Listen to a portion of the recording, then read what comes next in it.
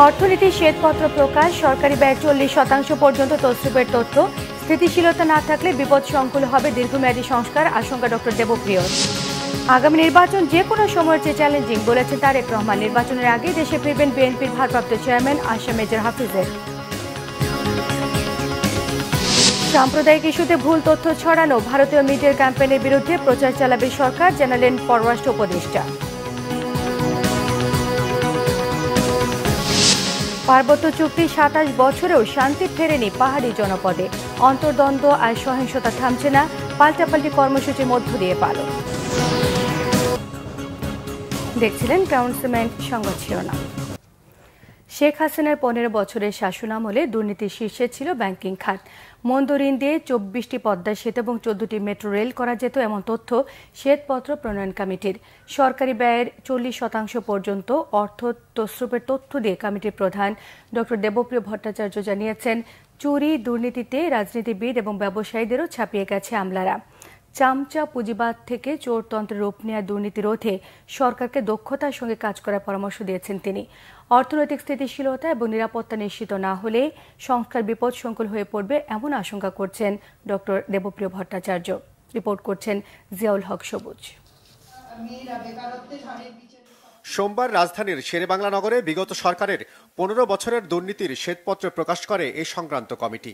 এর প্রধান ডক্টর দেবপ্রিয় ভট্টাচার্য জানান, চোর ধরা তাদের কাজ নয়, কিভাবে চুরি হয়েছে সেটাই তুলে এনেছেন শ্বেতপত্র কমিটি। যে 3টি নির্বাচন হয়েছে, এই 3টি নির্বাচন এটা বিষবৃক্ষ সৃষ্টি করেছে এই চোরতন্ত্রের। গেল 15 বছরে প্রতি বছর গড়ে $1,80,000 কোটি পাচারের তথ্য জানায় শ্বেতপত্র প্রণয়ন কমিটি। পাচারের টাকায় দুবাইতে 532টি বাড়ি ছাড়াও বিভিন্ন দেশে গড়ে তোলা হয়েছে সেকেন্ড হোম। এসব কাজে কে কার চেয়ে এগিয়ে ছিল সেই তথ্য দেন ডক্টর দেবপ্রিয়। 1 নম্বরে আসলে আপনারা ব্যাংকিং খাত, 2 নম্বরে যায় হলো অবকাঠামোর বিভিন্ন ক্ষেত্রে যেটা 30-40% পর্যন্ত চুরি হয়েছে, এটি আমাদের ধারণা। এবং অনেক ক্ষেত্রে এই প্রকল্পগুলো অকার্যকরভাবেই সারা জীবন হয়তো বহন করতে হবে, শ্বেত হস্তির মতো। তো আর তৃতীয়ত হলো জ্বালানি খাত। আরেকটি খাতকে আমরা উল্লেখ করেছি যে খাতটিকে ধরা খুব কঠিন, সেটা হলো আইসিটি খাত। আপনাদের দৃষ্টিতে, জনগণের দৃষ্টিতে কে বেশি দুর্নীতিবাজ, রাজনীতিবিদ, ব্যবসায়ী নাকি আমলা? আমি উত্তর বদল হতে দেখেছি। প্রথম দিকে এটা ছিল রাজনীতিবিদ বলতো, তারপরে ব্যবসায়ী বলতো, কিন্তু শেষ পর্যন্ত সবচেয়ে বেশি সবাই মিলে আমলার কথা বলেছে। কমিটির সদস্যরা জানান, মেগা প্রকল্পের নামে সরকারি ব্যয়ে 40% পর্যন্ত অর্থ তছরূপ হয়েছে। দেশ থেকে চুরি ও অর্থ পাচারের পরিমাণ মোট জিডিপির প্রায় 3.5% বলে মনে করে শ্বেতপত্র কমিটি। পরবর্তী পরিকল্পনার অংশ হিসেবে অন্তর্বর্তী সরকারকে 2 বছরের কর্মপরিকল্পনা তৈরির পরামর্শ দেন ডক্টর দেবপ্রিয়। একটি 2 বছর মেয়াদী পরিকল্পনা সামনে থাকলে পরে বিভিন্ন সংস্কারগুলোকে এর আবরণে আমরা দেখতে পারি। কিভাবে আমার মূল্যস্ফীতি, বিনিয়োগ, কর্মসংস্থান, স্বাস্থ্যসেবা, সামাজিক সুরক্ষা, এগুলোকে আমার একটা মধ্যমেয়াদী পরিকল্পনায় আমার আনতে হবে। একটি হলো অর্থনৈতিক স্থিতিশীলতা, আর একটি হলো আইন শৃঙ্খলা, নিরাপত্তার স্থিতিশীলতা। যদি নিরাপত্তা না থাকে, যদি একই রকমভাবে জিনিসপত্রের দাম নিয়ন্ত্রণে না থাকে, তাহলে ওই যে দীর্ঘমেয়াদী সংস্কারের কথা বলছি, এইটা বিপদসংকুল হয়ে যাবে। দুর্নীতির ফিরিস্তি প্রকাশের জন্য শ্বেতপত্র কমিটি যে কাজ করেছে তা দেশি বিদেশি পরামর্শক দিয়ে করালে অন্তত 25 কোটি টাকা খরচ হতো, যা কোনো অর্থ ছাড়াই করে দিয়েছে শ্বেতপত্র প্রণয়ন কমিটি। জিয়াউল হক সবুজ, বাংলা ভিশন, ঢাকা। বিএনপির ভারপ্রাপ্ত চেয়ারম্যান তারেক রহমান বলেছেন, প্রতিপক্ষ দুর্বল হলেও আগামী নির্বাচন যে কোনো সময়ের চেয়ে চ্যালেঞ্জিং। খুলনা প্রেস ক্লাবে বিভাগীয় বিএনপির আয়োজনে রাষ্ট্র কাঠামো মেরামতের 31 দফা এবং জনসম্পৃক্তি নিয়ে এক প্রশিক্ষণ কর্মশালায় ভার্চুয়ালি যুক্ত হয়ে তিনি সব কথা বলেন। দ্রব্যমূল্য নিয়ে তারেক রহমান বলেছেন, চাঁদাবাজি নিয়ন্ত্রণ করা গেলে দ্রব্যমূল্য নিয়ন্ত্রণ করা সম্ভব। কর্মশালায় সভাপতিত্ব করেন বিএনপির খুলনা বিভাগীয় সহ সাংগঠনিক সম্পাদক আনিদুল ইসলাম অমিত।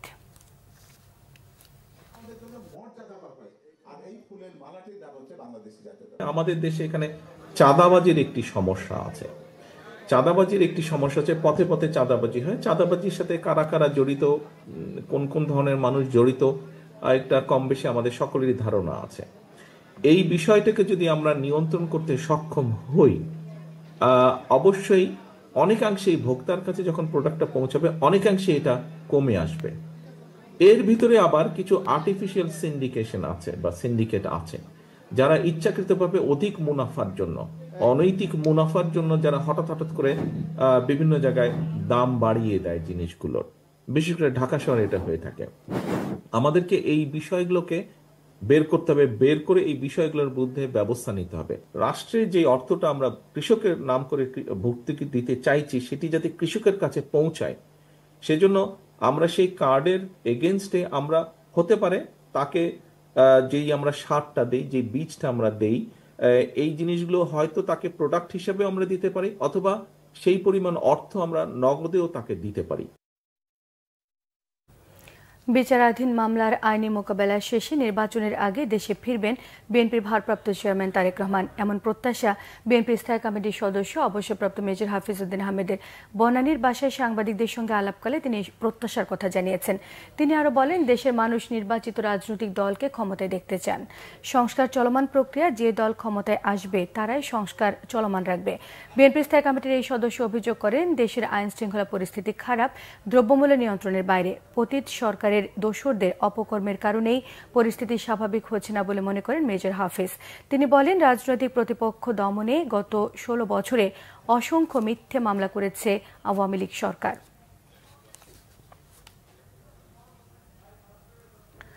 বাংলাদেশের সাম্প্রদায়িক ইস্যুতে ভারতের গণমাধ্যমগুলো মিথ্যে তথ্য ছড়ালেও এখনই ভারতকে দায়ী করছে না অন্তর্বর্তী সরকার। তবে ভারতীয় মিডিয়ার গ্লোবাল ক্যাম্পেইনের বিরুদ্ধে বাংলাদেশ প্রচার চালাবে, পররাষ্ট্র উপদেষ্টা তৌহিদ হোসেন এসব কথা জানিয়েছেন। গণ অভ্যুত্থানের মুখে ক্ষমতাচ্যুত আওয়ামী লীগ সরকারের প্রধানমন্ত্রী শেখ হাসিনা পালিয়ে ভারতে আশ্রয় নেওয়ার পর সংখ্যালঘু ইস্যুতে বাংলাদেশের পরিস্থিতি অবনতি নিয়ে নানা সংবাদ প্রচার করে দেশটির গণমাধ্যমগুলো। ভারতীয় গণমাধ্যমের এসব সংবাদের প্রতিবাদ ও সত্য তুলে ধরতে সংবাদ সম্মেলন ডাকেন পররাষ্ট্র উপদেষ্টা। ভারত সহ 62টি জন কূটনীতিক সংবাদ সম্মেলনে উপস্থিত থাকেন। পরে গণমাধ্যমকে তৌহিদ হাসান জানান, এ বিষয়ে বাংলাদেশের ব্যাখ্যায় বন্ধু দেশগুলো সন্তুষ্ট। তিনি মনে করছেন, ভারত নিজ স্বার্থে বাংলাদেশের সঙ্গে সম্পর্ক এগিয়ে নেবে। এ সময় ভারতীয় ভিসা, চিকিৎসা এবং রাজনৈতিক বিভিন্ন দলের নেতাদের বক্তব্য নিয়েও মন্তব্য করেছেন পররাষ্ট্র উপদেষ্টা। কথা বলেন পশ্চিমবঙ্গের মুখ্যমন্ত্রীর বক্তব্য নিয়েও।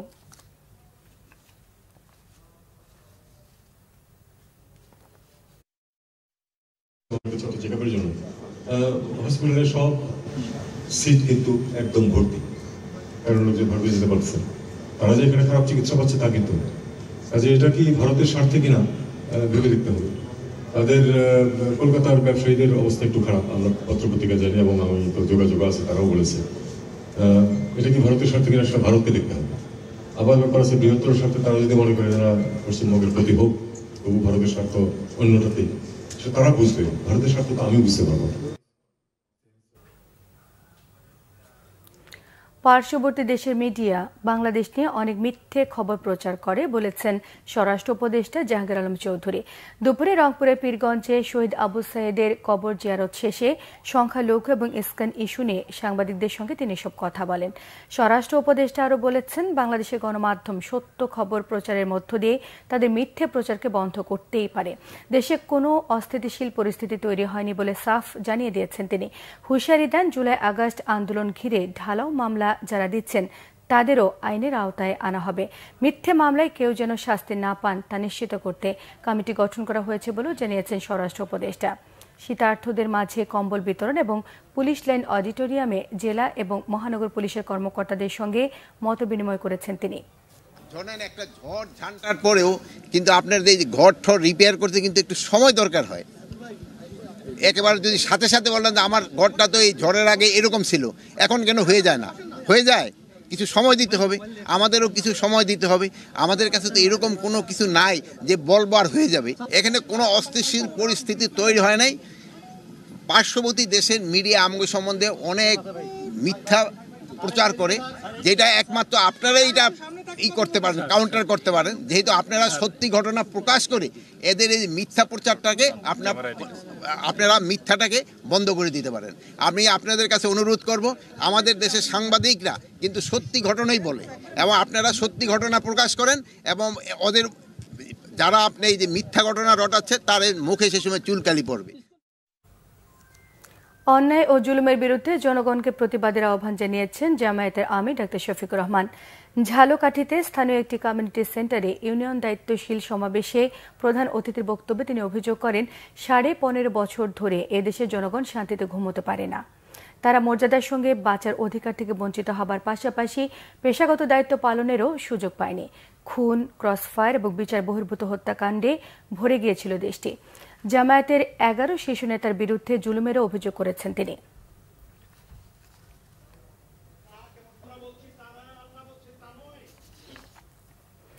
আমার দেশ পত্রিকার সম্পাদক মাহমুদুর রহমান বলেছেন, বাংলাদেশকে স্বাধীন দেশ মনে করে না ভারত, তারা এই দেশকে তাদের উপনিবেশ মনে করে। হিন্দুত্ববাদীরা মিথ্যের ওপর দাঁড়িয়েছে, মিথ্যে দিয়ে পৃথিবীকে জয় করতে চান তারা।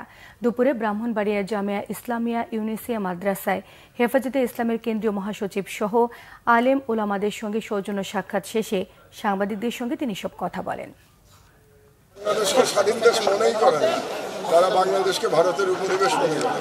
আর আমাদের লড়াই হচ্ছে সেই তার বিরুদ্ধে, যাতে আমরা স্বাধীনতা আমাদের এই দেশের সংখ্যাগরিষ্ঠ জনগণের ধর্ম ইসলাম, আমরা যাতে ইসলামের মর্যাদা রক্ষা করতে পারি, এটাই আমাদের। হিন্দুত্ববাদীদের নিয়মিত মিথ্যার উপরে দাঁড়ানো, তারা তো মিথ্যার উপরে দাঁড়িয়ে আছে, কাজে মিথ্যা দিয়ে তারা পৃথিবীকে জয় করতে চায়।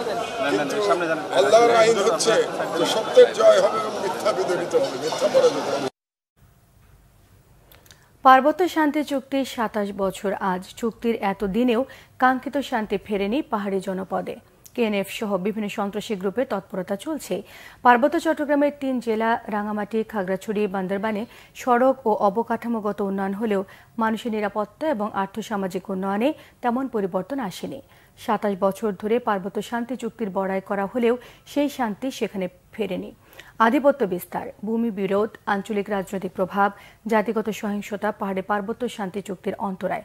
3 পার্বত্য জেলার মধ্যে বান্দরবান কিছুদিন তুলনামূলক শান্ত থাকলেও বর্তমানে বেশ সন্ত্রাসপ্রবণ জেলা। অস্ত্রধারী সন্ত্রাসীদের নতুন সংযোজন কেএনএফের উৎপাতে স্থানীয়রা আতঙ্কিত। তাদের ত্রাসে রোয়াংছড়ি এবং থানচি এখন পর্যটক শূন্য। ডক্টর ইউনূসের অন্তর্বর্তী সরকারের কাছে পার্বত্য চুক্তি বাস্তবায়নের আশা পাহাড়ের আঞ্চলিক সংগঠনগুলোর। এত বছর পেরিয়ে গেলেও সংঘাত কমেনি খাগড়াছড়ির পাহাড়ে। চুক্তির পরবর্তী সময়ে পাহাড়ে নতুন করে 3টি আঞ্চলিক সংগঠন সৃষ্টি হয়েছে।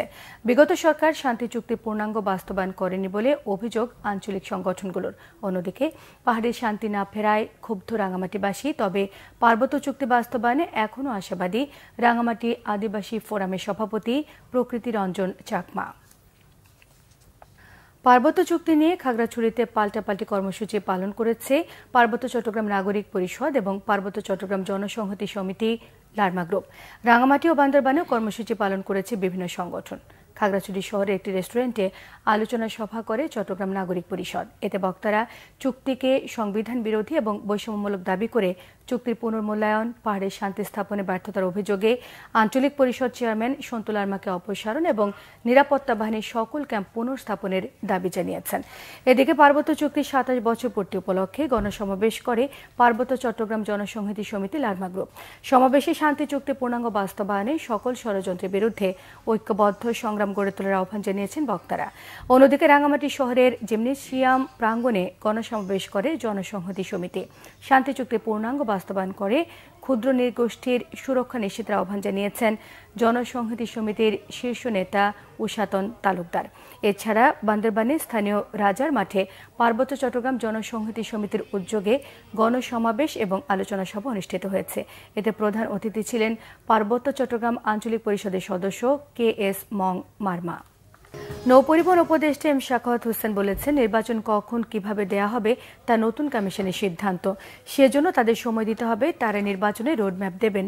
বরিশাল মেরিন একাডেমি ক্যাডেটদের শিক্ষা সমাপনী প্যারেড অনুষ্ঠানে প্রধান অতিথির বক্তব্যে সাংবাদিকদের তিনি সব কথা বলেন। এর আগে সালাম গ্রহণ এবং কৃতি ক্যাডেটদের মাঝে পুরস্কার বিতরণ করেন নৌপরিবহন উপদেষ্টা। অনুষ্ঠানে সামরিক ও বেসামরিক কর্মকর্তারা উপস্থিত ছিলেন।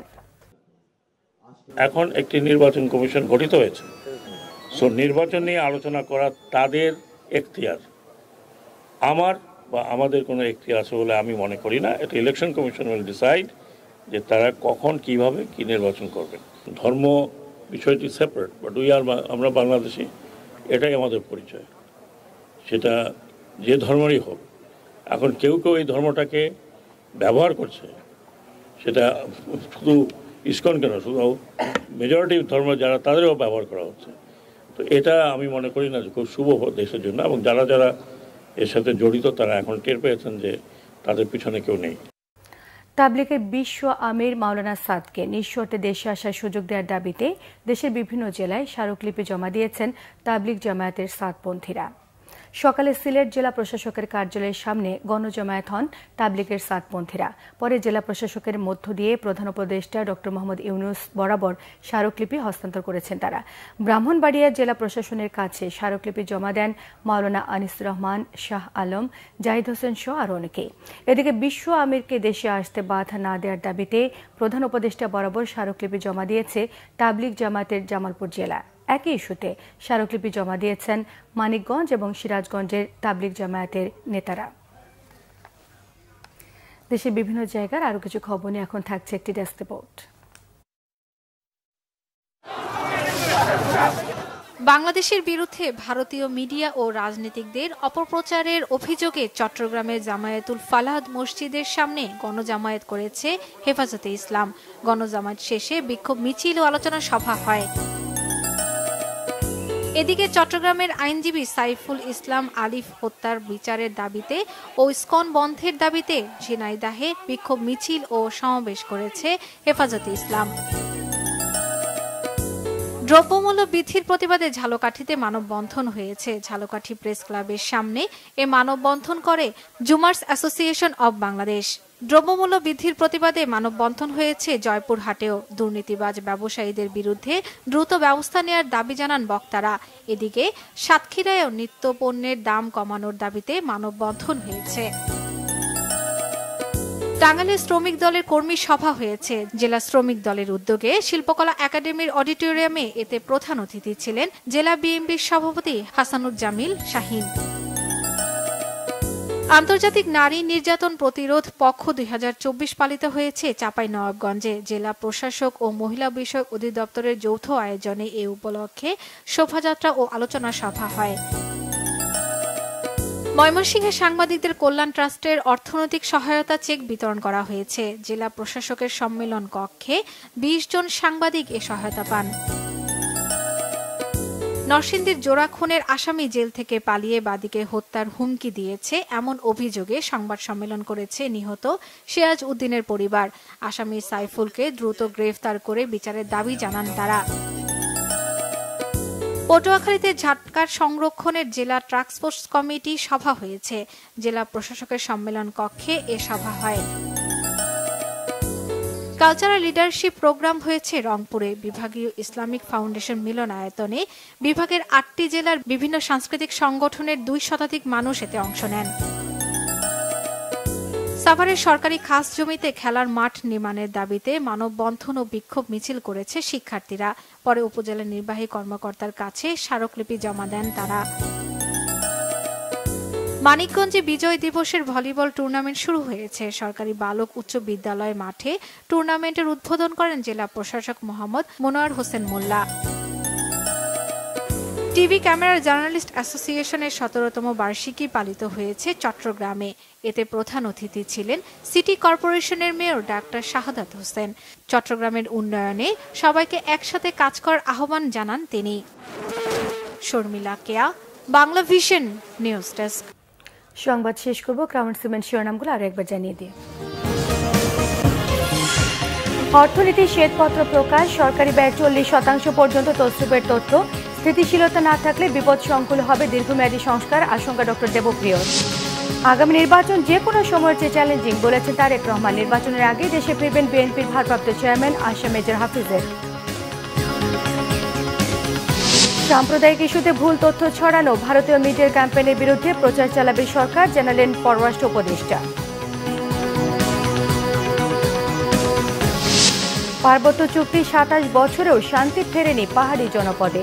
অন্তর্দ্বন্দ্ব আর সহিংসতা থামছে না, পাল্টাপাল্টি কর্মসূচির মধ্য দিয়ে পালন। এই ছিল এখনকার মতো। পরের সংবাদ সন্ধ্যে 7:30টায় দেখার আমন্ত্রণ রইল। এছাড়া বাংলা ভিশন সংবাদ ও সংবাদ সংশ্লিষ্ট অনুষ্ঠান দেখতে ভিজিট করুন www.bbnews24.com, facebook.com/বাংলাদেশি নিউজে সাবস্ক্রাইব করুন, youtube.com/বাংলাদেশি নিউজের সঙ্গে থাকায় সবাইকে ধন্যবাদ।